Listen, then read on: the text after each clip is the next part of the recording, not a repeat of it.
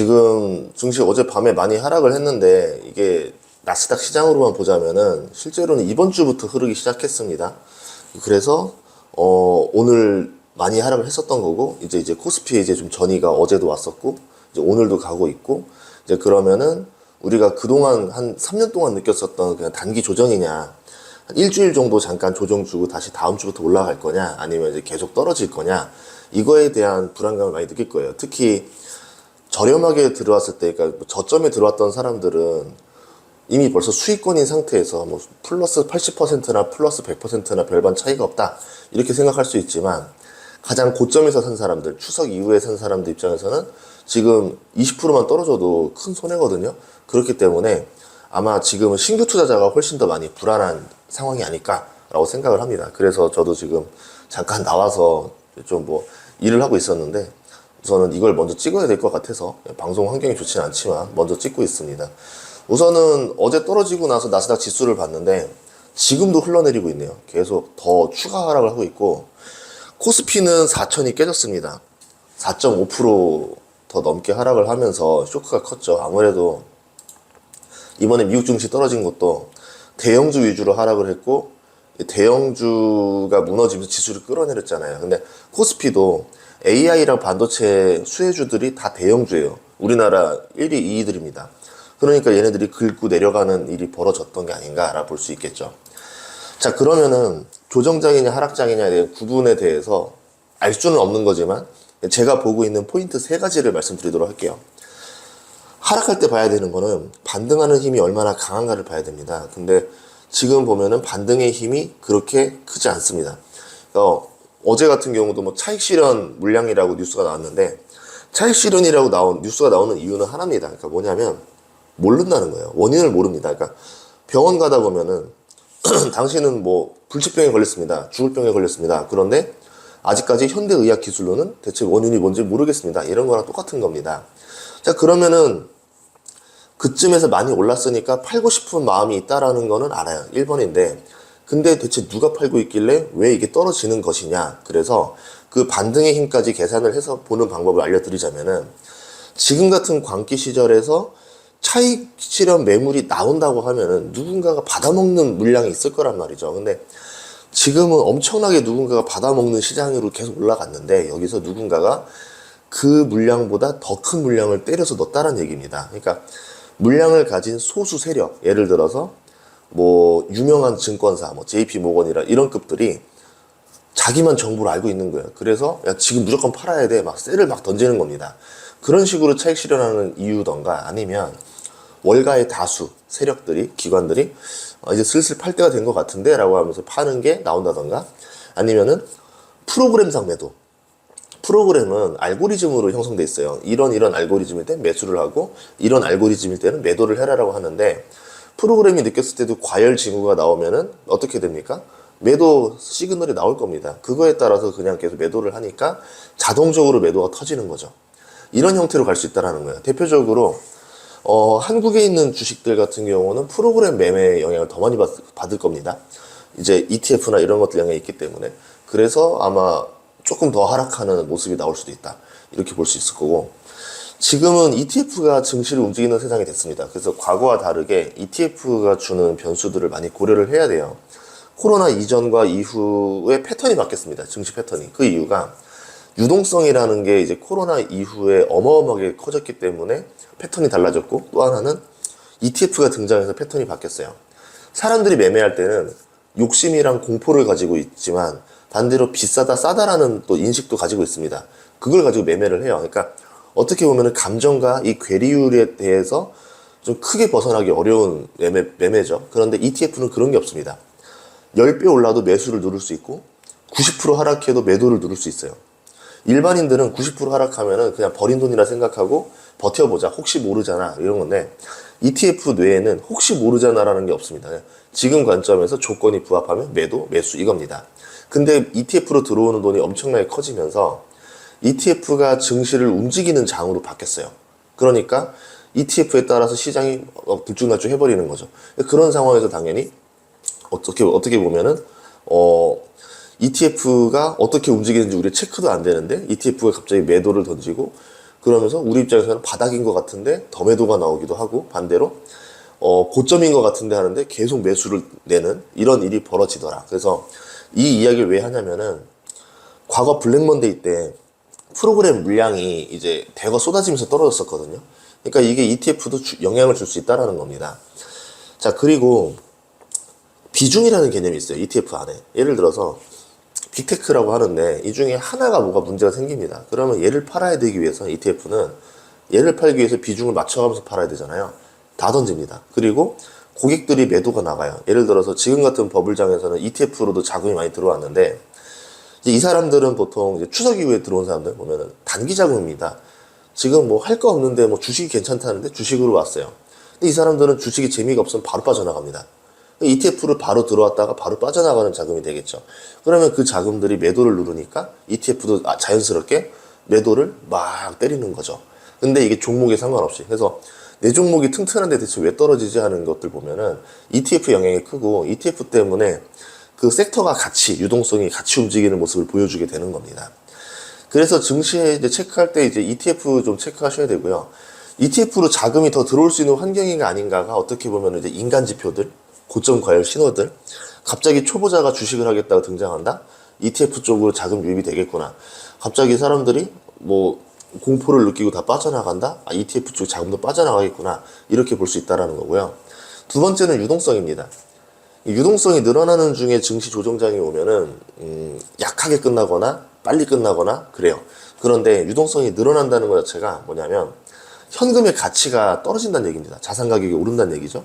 그러니까 유동성이 늘면서 증시가 잠깐 하락하는 상태가 온다? 이거는 우리가 말하는 세일 구간에 속합니다. 그러니까 주식을 저렴하게 살 수 있다는 거죠. 이 문제는 뭐냐면, 유동성이 계속 늘어날 거라고 예상이 되는 시점이 있을 때도 있지만, 유동성 늘어나기 어려울 거야 라고 되는 시점들도 있다는 거예요. 그러니까 예측이 불가능한 시점도 있다는 거죠. 근데 그동안은 2023년 5월에 실리콘밸리 은행 파산 사태가 벌어지고, 그거를 이제 복구하는 과정에서 어떻게 합의를 봤냐면, 결국은 연준이 돈을 풀었습니다. 재무부도 마법을 부렸었고, 그러면서 유동성이 막 늘어났었어요. 고금리인데 유동성이 늘어나면서 많은 것들의 부실들을 그냥 살린 상태로 이어갑니다. 유동성은 살려버린 거죠. 경기를 무너지지 않게 했던 이유는 뭐냐면, 2024년에 이제 바이든과 트럼프의 선거가 있으니까 여기서 이기기 위해서 이런 전략을 짰던 겁니다. 자, 그런데 그때는 옐런의 마법이라고 하면서 칭찬을 했어요. 어떻게 전체 이 파이를 키우지 않으면서 어떻게 유동성을 키웠냐, 이렇게 되는데, 결국은 어딘가에서 곡간을 빼먹은 거죠. 이 유동성이라는 곡간에서 일반적으로 쓰고 있는 주 창고가 있다면은, 우리가 잠깐 어디 비축해놨던 물량들, 전시 물량을 이제 급하게 뭐 전환한다던가 이런 식으로 총량이 바뀐 건 아니지만, 여기서 계속 뭔가 임기응변식으로 해먹었었단 얘기죠. 근데 이제 그것들이 거의 다 바닥이 났습니다.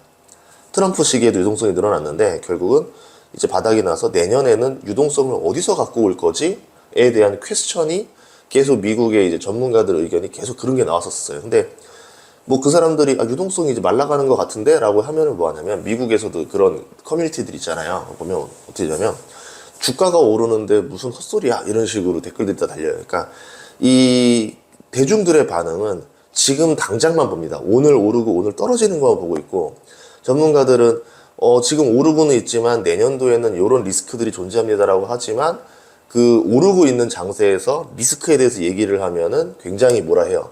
그리고 오른다고 했을 때 앞으로 더 오를 겁니다라고 얘기해 주면은 되게 좋아합니다. 그러니까 이게 어떤 그 미국 같은 얘기입니다. 그러니까 전문가들의 의견이 완전히 하나의 무슨 뭐 팬클럽 이야기처럼 바뀌어버리는 상황이 되더라고요. 그런 게 오면 안 되겠지만 어쨌든 이런 문제가 있다. 그러면 유동성이 앞으로 내년에 떨어질 거냐? 그것도 아닙니다. 왜냐하면 트럼프가 그걸 원하지 않고 있고, 트럼프가 어떤 선택을 하냐에 따라서 이 유동성은 또 바뀔 수가 있는 거예요. 연준 의장이 내년 5월에 정리가 되는데, 새로 바뀌는 연준 의장이 들어오게 되면 트럼프의 말을 잘 듣는 사람으로 바뀔 가능성이 높잖아요. 그럼 그 사람이 유동성을 늘리기 위해서 뭔가 정책을 짤 수도 있겠죠. 금리를 마음껏 내리겠죠. 뭐 물가는 나중에 뭐 모르겠지만 우선 내리고 봐, 이렇게 될 수도 있는 거고.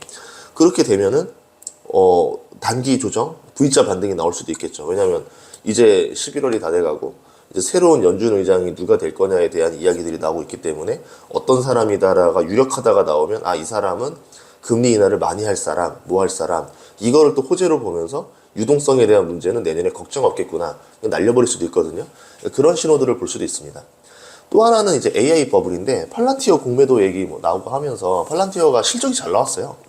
실적이 잘 나왔는데 주가가 떨어졌습니다. 그런 것들을 봤을 때 아무래도 조금 AI 또 버블 이제 터지는 거 아니냐, 이제 이런 이야기들이 한 번 더 나올 수도 있는 거죠.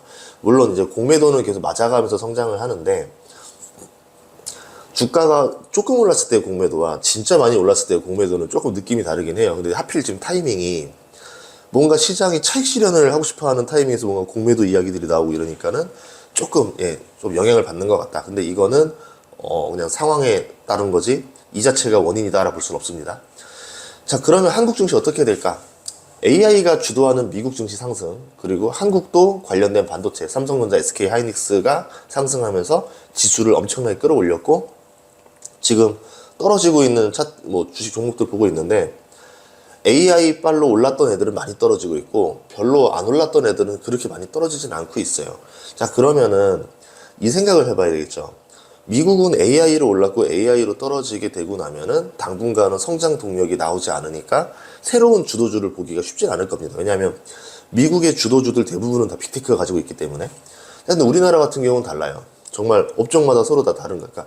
미국은 네이버가 반도체도 하고 뭐 다 이런 형태가 되는 형태다 보니까 AI도 하고 하니까 이게 그냥 하나의 빅테크 외엔 투자할 만한 기업들이 매력적인 게 없었던 거고, 한국은 제조업도 있고 뭐 반도체 회사도 있고 플랫폼 회사도 있고 여러 개 있잖아요. 그러니까 나눠서 할 수 있다.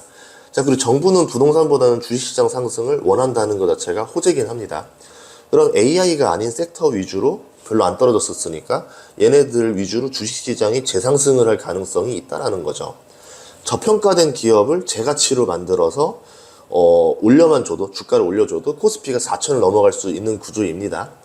여기에 대형주가 이제 경기 회복이라던가 수출 호재가 만나게 되면은 4천에서 플러스 알파가 될 거고, 그 이상을 갈 수 있는 구조라고 봤던 거죠.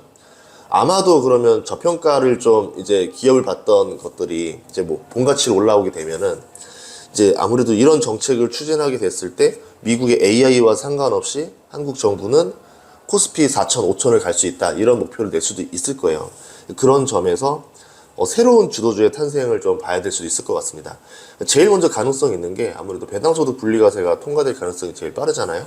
그 영향을 보는 게 나오고 나서 이상하다, 한국 증시는 AI 없이도 올라갈 수도 있네. 그러면은 그때부터는 정부 정책에 움직이는 장세가 되지 않을까, 내년 이후에는 그렇게 보고 있습니다.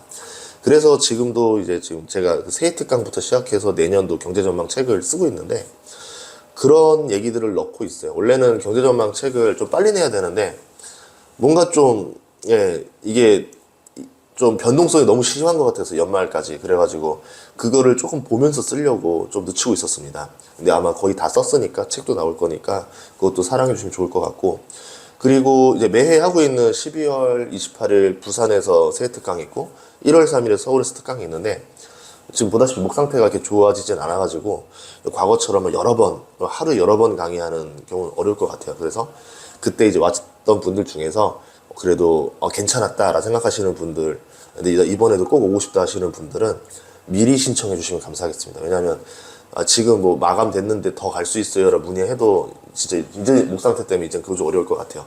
그래서 이렇게 마무리하도록 하겠습니다.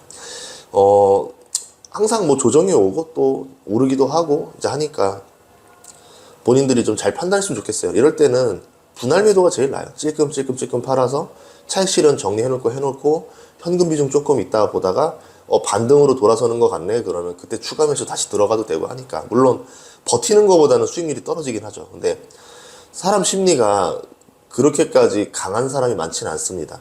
그러니까 만약의 상황에서라도 다 대응을 할 수 있는 자세가 되려면은 약간의 수익률을 포기하더라도 가장 무난한 선택을 가야 된다라고 생각을 합니다.